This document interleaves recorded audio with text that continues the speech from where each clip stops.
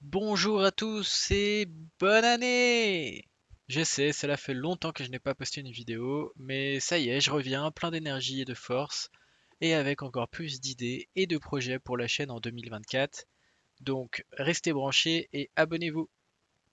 Aujourd'hui, vidéo fun et utile, car je vous parle des meilleurs raccourcis clavier de la suite Office, selon moi bien sûr. Je commence par le plus connu, si vous ne le connaissez pas déjà, il va vous changer la vie. Il s'agit du CTRL-C, CTRL-V, c'est-à-dire le copier-coller. Mais connaissez-vous le CTRL plus ALT plus V? Donc on va d'abord faire le copier avec le CTRL-C, et puis au lieu de faire un CTRL-V somme toute classique, nous allons faire CTRL-ALT et V. Et il va nous proposer en fait le collage spécial.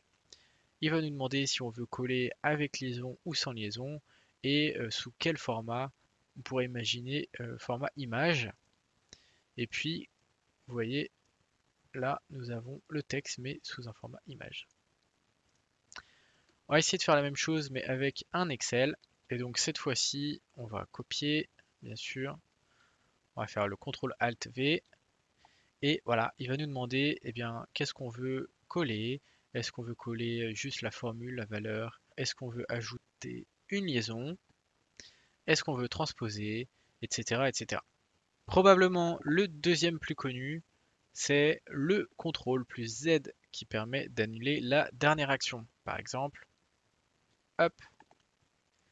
Mais connaissez-vous le CTRL plus Y pour au contraire refaire l'action que vous avez annulée? Très pratique également.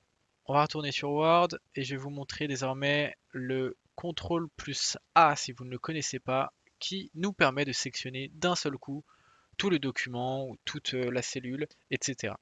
On va pouvoir aussi utiliser le CTRL F pour venir chercher des mots dans nos documents, des phrases, etc.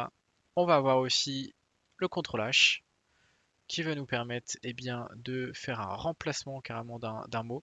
Donc par exemple, hop, voilà, et on va faire le remplacer tout. Incroyable, très pratique. On a aussi le CTRL plus S qui va nous permettre de sauvegarder notre fichier, un raccourci bien utile. Et puis on va terminer par des petits raccourcis de mise en forme. Euh, donc au lieu d'aller chercher votre police, surtout si votre ruban il est replié par exemple, ça va être beaucoup plus rapide et bien de sélectionner le mot et de faire CTRL plus G pour mettre en gras, CTRL plus I pour mettre en italique et CTRL plus U pour souligner votre texte. Si vous avez aimé cette vidéo, je vous remercie de bien vouloir mettre un petit pouce sur la vidéo et de cocher la petite cloche pour vous abonner. Et je vous dis à très bientôt pour de nouvelles vidéos.